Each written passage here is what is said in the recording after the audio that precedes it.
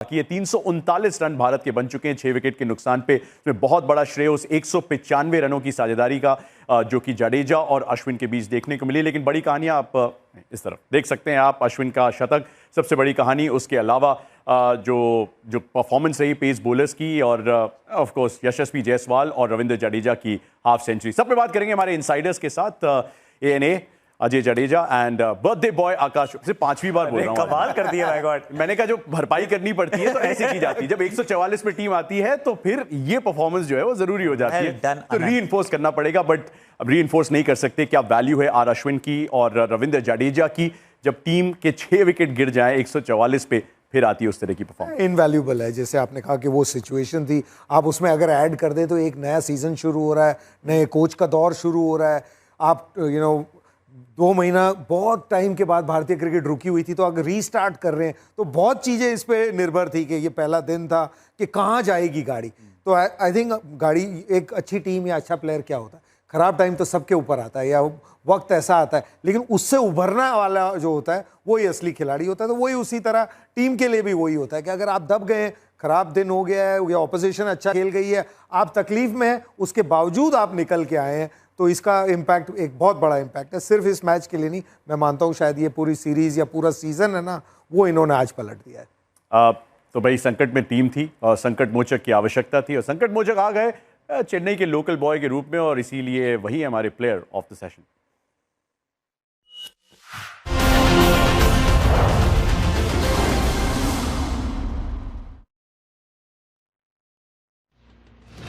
कमाल की बात है, इन्हीं गलियों में कभी टेनिस बॉल क्रिकेट से अपनी इन्होंने शुरुआत की।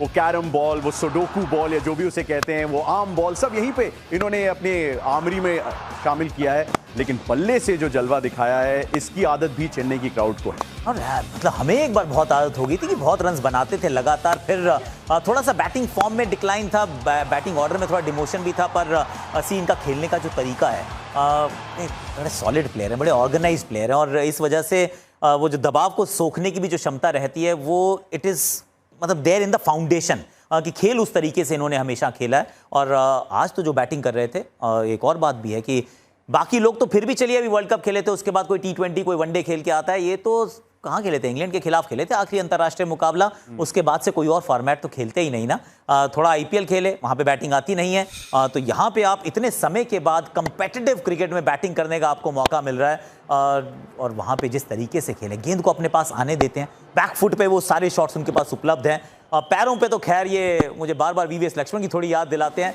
पर आज जो ड्राइविंग भी थी, और खास तौर से जो स्पिन के खिलाफ कदमों का इस्तेमाल कर छक्का भी था, घोड़ा टेक के छक्का भी था, आई मीन वो उन्होंने सारी रेंज दिखा दी, और उन्होंने बता दिया कि, और ये इंपॉर्टेंट पारी थी, जैसा अभी जडुपा भी कह रहे थे कि कई बार जब वो कहते हैं ना बहती गंगा है, सब हाथ धो लेते हैं, आसान होता है, चीज़ें ठीक लगती हैं, यहाँ पे तो चीज़ें पलट सकती थी। 144 पे 6, 175 ऑल आउट भी हो सकते थे, अगर कहीं 225 ऑल आउट हो जाते, आज बांग्लादेश 110 पे 1 होता, तो हम फिर बहुत अलग कहानी कर रहे होते, बहुत अलग डिस्कशन होता कि किस प्रकार का सीजन शुरू हुआ है, बांग्लादेश कितना अच्छा खेल के आई है, और हम उनका गुणगान करते।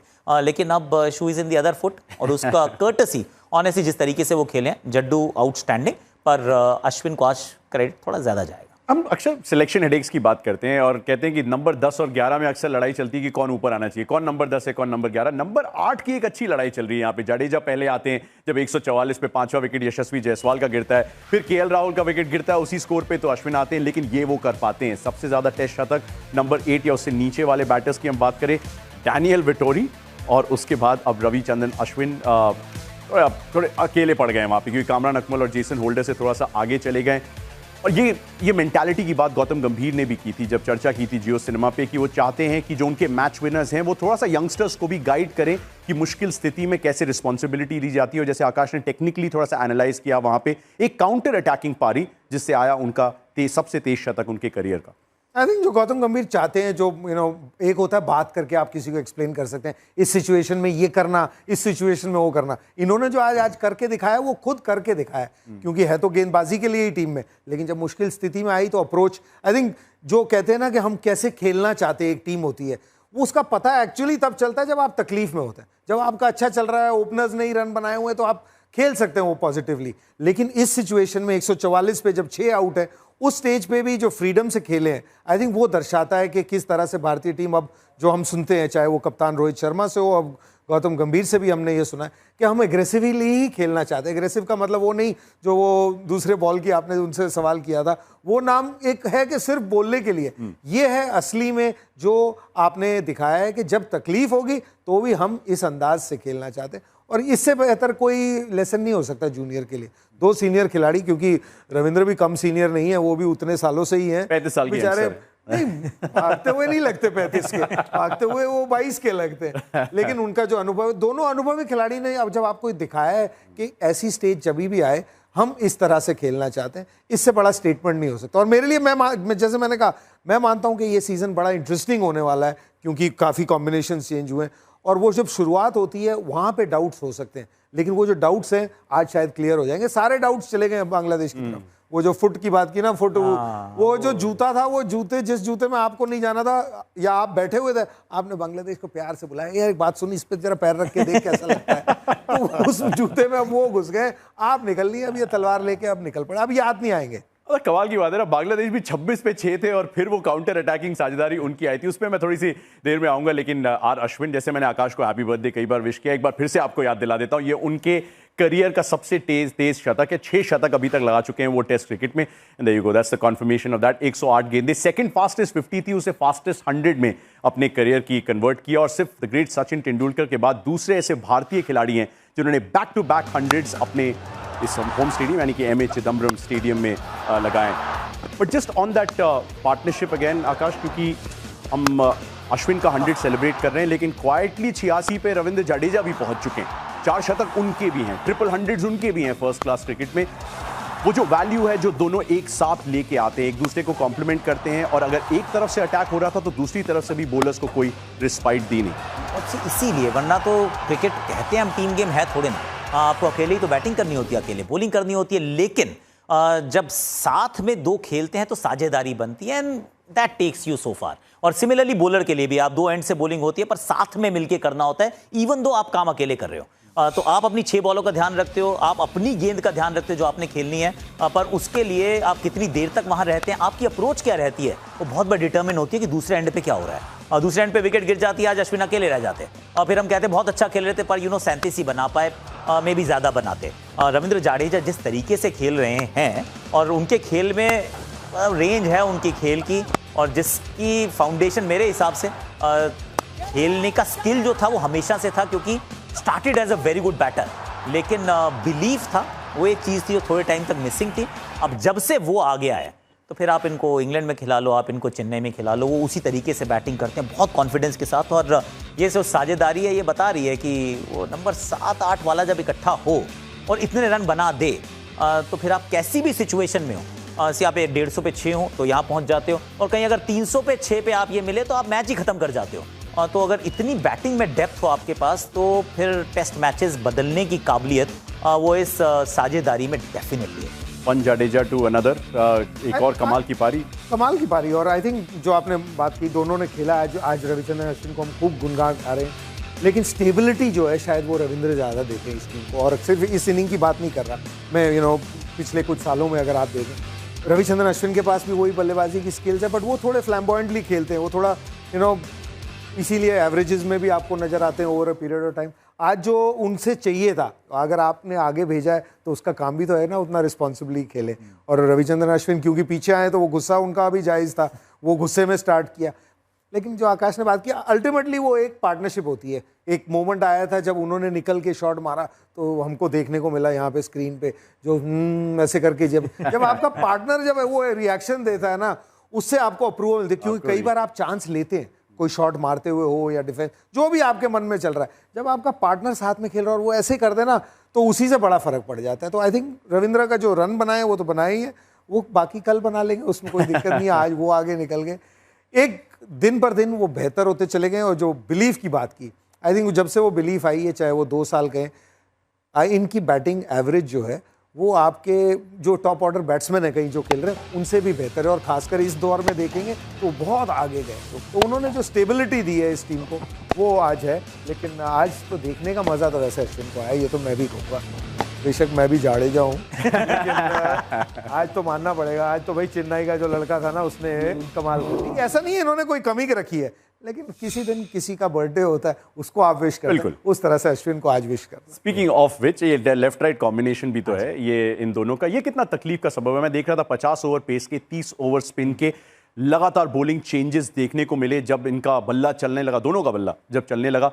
और एक और इंटरेस्टिंग चीज है, रविंद्र जडेजा का ये एक्चुअली हाईएस्ट स्कोर है स्टेडियम में, जिसको वो अपना घर मानते हैं जब 2 महीने यहाँ पे अलग जर्सी में खेलने आते हैं, चाहे वो आईपीएल हो या डोमेस्टिक क्रिकेट हो। इतने रन उन्होंने भी कभी इस मैदान पे नहीं बनाए, और इसी के तहत वो ब्लू मार्क दिख रहा है वो तीसरे सेशन में 2 ग्रीन्स के बाद। ये एक्चुअली 2 ब्लू के बराबर है वो। अस्सी आपने 2 सेशन जीते, 88 रन आपने कंसीड के, 3 विकेट आपने चटकाई, लेकिन सामने वाली टीम आती है आखिरी सेशन में 163 बना देती है, आपको एक भी विकेट नहीं देती, तो suddenly is as good as winning 2 sessions.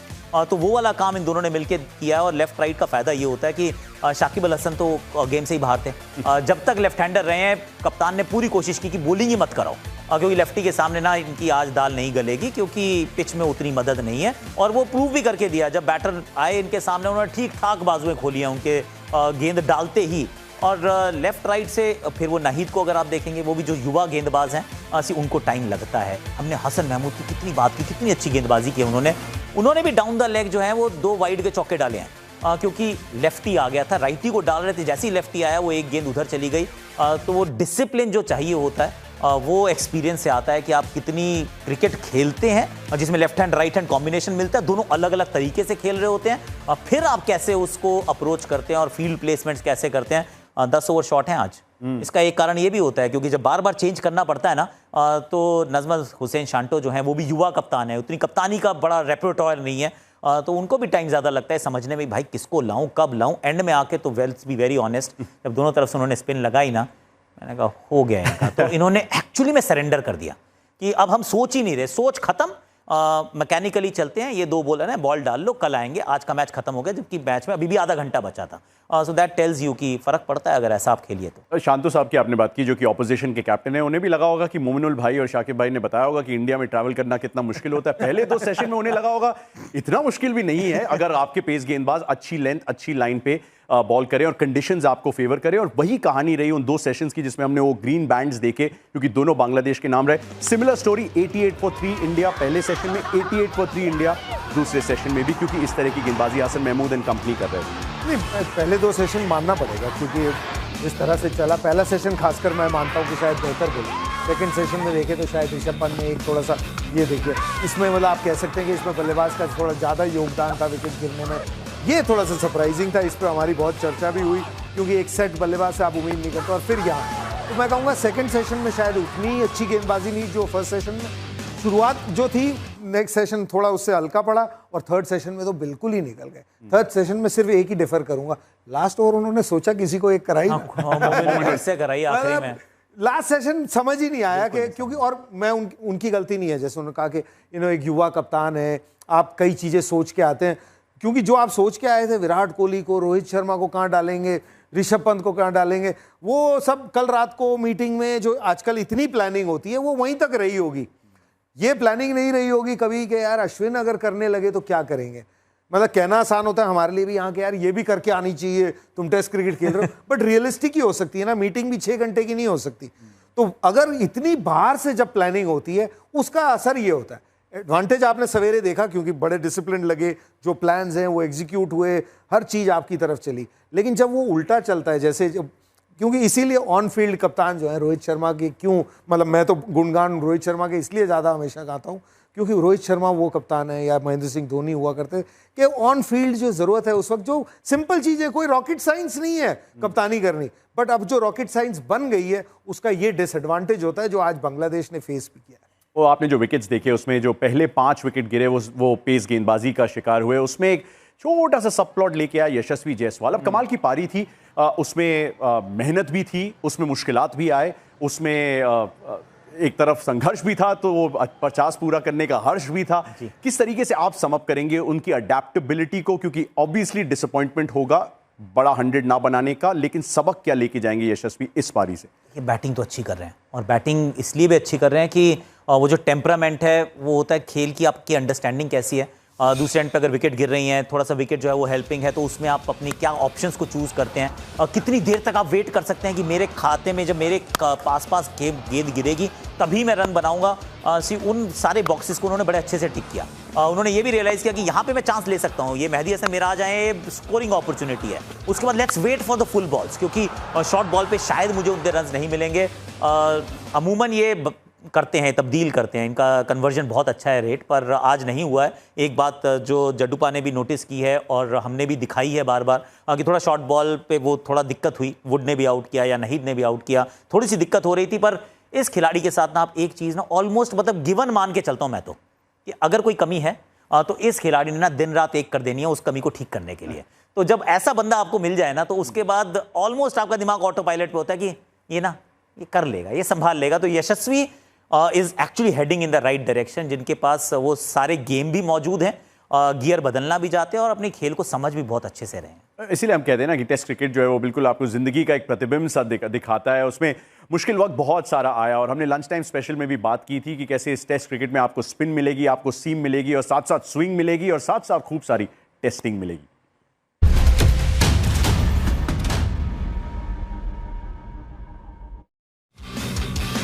हमारा थोड़ा स्पेशल सेगमेंट है अजय भाई, जैसा हम पहले भी चर्चा कर रहे थे कि क्यों टेस्ट क्रिकेट अल्टीमेट फॉर्मेट है गेम का, क्योंकि ये सेशंस आते हैं, ये वो दौर आते हैं जहां पे आपको ये करना पड़ता है जैसे यशस्वी ने झेला और फिर उसका सोल्यूशन निकालने की कोशिश की। जी बिल्कुल, आई थिंक आज टेस्ट तो पास हो गए। अगर आप ओपनर को देखें तो पहला सेशन जो होता है, जिस तरह से आपको बॉल छोड़ के जितना भी आप क्रीज को ऑक्यूपाई कर सकें वो सब उन्होंने कर दिया।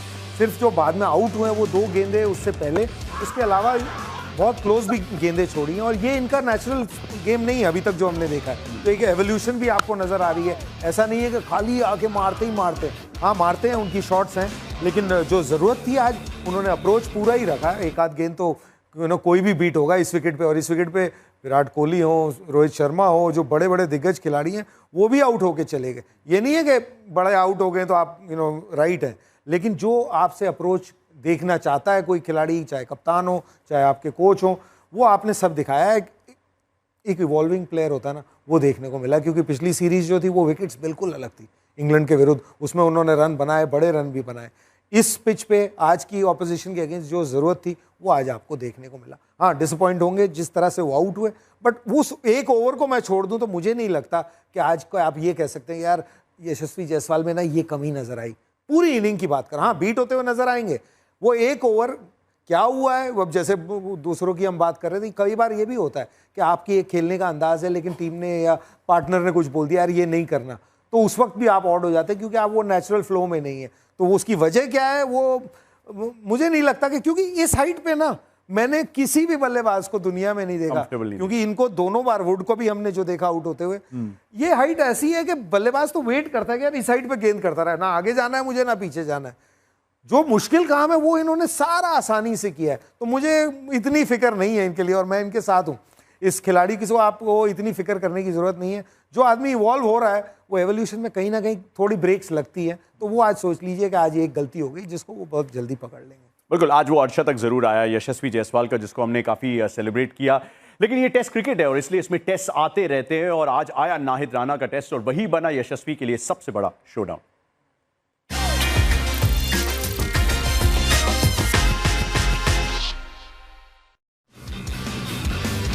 बदले बॉय के वो फैंसी चश्मे ऑलरेडी तैयार हैं, तो थोड़ा उस लेंस से इसको देखते हैं कि ये सिलेबस का सबसे मुश्किल सवाल होने वाला था। इस सीरीज से पहले हम ये बात एस्टैब्लिश कर चुके थे आकाश, लेकिन इसको किस तरीके से देखा है, जो राइवलरी हल्की सी डेवलप हुई दोनों के बीच। खेले तो अच्छा है, इसमें डाउट नहीं है, आउट उन्हीं की गेंद पर हुए हैं, आउट होंगे। कुछ जो चीज़ें मुझे अच्छी लगी थी, पता नहीं उसमें वाली गेंद आएगी नहीं आएगी, कि जहाँ डिफेंस कर रहे थे ना वहीं पे गेंद के पास आके ही शॉट खेलने का भी प्रयास कर रहे थे। हाथ उन्होंने ज़्यादा नहीं फेंके हैं, पर ये वाली एक लाइन है जिस पे तंग हुए हैं, इसी लाइन पे आउट भी हुए हैं। अब वो देखेंगे, सोचेंगे कि ये क्या समस्या है, क्योंकि अगर आप एक लेफ्ट हैंडेड बैटर हैं और ओवर द स्टम्प्स अगर राइट आर्म बॉलर बॉलिंग करता है तो नेचुरली ना आपका थोड़ा सा स्टांस खुल जाता है। तो अगर आप थोड़े से खुले स्टांस में हैं ऑलरेडी और फिर वो एंगल अक्रॉस वाली गेंद है तो कई बार आप गेंद से दूर ऑटोमेटिकली हो जाते हैं और वो वुड ने भी इसी एंगल से आउट किया था, नाहिद ने भी इसी एंगल से आउट किया है। सो एक वो चीज़ हो सकती है कि शायद पीछे वाले पैर को थोड़ा सा और मूव करके, कवर करके आप दो शोल्डर्स के बीच में गेंद को लेकर खेलें, वो एक चीज़ होगी जो सोचेंगे ज़रूर। पर टू शॉर्ट और मतलब टू स्मॉल सैंपल साइज, 21 गेंदें, 24 का स्ट्राइक रेट रहा, समय दे रहे थे, कंट्रोल परसेंटेज भी 62 है। ठीक है, वो बढ़ जाएगी। मतलब अभी इसी आज आउट हुए हैं वैसे तो it's all right, I am not to worried, क्योंकि पहली बार वो भी देख रहे हैं इस गेंदबाज को, पहली बार ऐसी पिच भी मिली है जहां पे बॉल सीम इतना अच्छा कर रही है। अभी अगली इनिंग में हो सकता है कि किसी दूसरे अंदाज में आपको इसी गेंदबाज को खेलते हुए नजर आए, पर ये एक जरूर चीज़ है कि वो जो नेचुरल एंगल है, और इतनी T20 भी शायद खेलते हैं ना जड्डूबा की बॉडी खोलने की आदत भी बहुत पड़ जाती है, क्योंकि इस तरफ ना एरिया मिलता है कि ये लेंथ बॉल है, इसको उड़ा दो इस तरफ, तो suddenly now you have to adapt to a different role, तो वो एक है, ठीक हो जाएगा। पार्थिव हमेशा याद दिलाते हैं, बाल की खाल मत निकाला मत करो निकालो इस तरीके से। पर उससे एक ख्याल जरूर मुझे आया है कि हम एक पार्टनरशिप भूल गए, वो जो बहुत अर्ली स्टेजेस में जब ऋषभ पंत और यशस्वी जायसवाल कंसोलिडेट करने की कोशिश कर रहे थे, जरूरी थी वो पार्टनरशिप, और जिस तरीके से ऋषभ ने अप्रोच किया, क्या वो थोड़ा सा जस्टिफाई करते हैं वो सिलेक्शन एट नंबर 5 कि वो ऊपर आए तो थोड़ा सा फ्रीडम मिल जाती है, भले ही आप उस संकट की स्थिति में हो जैसे टीम इंडिया थी 3 बड़े बैटर्स के आउट होने के बाद। एज अ बैट्समैन जो अटैकिंग खेलता है, जो एग्रेसिव खेलता है, आई थिंक वो हमेशा पसंद करेगा आगे ही खेलें, क्योंकि अगर आप 5 पे आए तो 3 आउट है तब आप खेल रहे हैं, मानिए अगर आप 6 या 7 पे आते हैं तो आएंगे ही तब जब 5 आउट होंगे, तो आपसे अपेक्षा अलग हो जाती है। तो अगर किसी को नेचुरली यूज़ करना है तो अटैकिंग प्लेयर जितना आगे खेले, क्योंकि रन बनाएगा आउट होगा वो किसी का नहीं पता होता, चाहे डिफेंसिव हो या अटैकिंग, लेकिन एडवांटेज जो अटैकिंग प्लेयर का मिलता है वो दूसरों को भी मिलता है। तो अगर आप 5 पे खेले हैं तो 6, 7, 8 नंबर के लिए जिस दिन आप सक्सेसफुल होते हैं उनके लिए आसान कर जाते हैं। आप अपना काम तो उसी तरह करेंगे क्योंकि आपका अंदाज वो है अटैकिंग खेलना। तो मैं बिलीव करता हूं कि अटैकिंग प्लेयर जितना ऊपर खेलता है किसी भी टीम में वो उसके लिए अच्छा है, लेकिन जो KL राहुल है उनके बारे में भी सोचना पड़ेगा कि उनको कैसा लगता होगा कि जब प्योर प्लेयर वो पीछे खेल रहे हैं। या तो खिलाएं ना, आप उनको खिला रहे हैं, जब आपको ऋषभ पंत पूरे बैट्समैन है, इसमें कोई कमी नहीं, but as a wicket keeper batsman खेलते हैं, एक प्योर बैट्समैन को जब आप उनको आगे भेज के आप उनको पीछे करते हैं, तो एक को तो आपने डबल कर दिया लेकिन एक को शायद आधा भी कर दिया। That's right.